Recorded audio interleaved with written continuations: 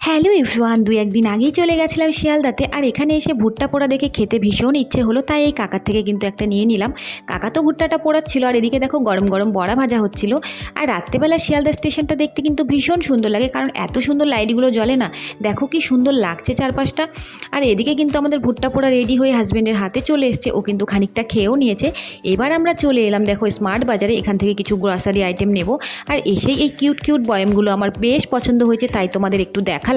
আর এরপরেই চলে এলাম একটা চকলেট নেব। দেখো আমার পছন্দের চকলেট কিন্তু কিটক্যাট, আমি একটা নিয়ে নিয়েছি। আর এরপর এই কাচের দেখো মগ, কাচের কাপ, এগুলো কি সুন্দর ছিল, তাই একটু একটু তোমাদের দেখালাম। আর এই বলটা দেখো আমার বেশ পছন্দ হয়েছিল, সেটাও তোমাদের দেখালাম। ফাইনালি আমাদের গ্রসারি আইটেম দেখো কেনাকাটা কমপ্লিট। এখানে এবার বিল করে নেব। বিল করা কমপ্লিট করে বেরিয়ে সোজা চলে এলাম একটা রেস্টুরেন্টে, এখানে খেয়ে নেব ধোসা। এই দেখো ধোসা চলে এসছে, এরপরে চলে এসছে কিন্তু গরম গরম আলু পরোটা। কেমন লাগলো জানিও, ভালো লাগলে লাইক করো, টাটা।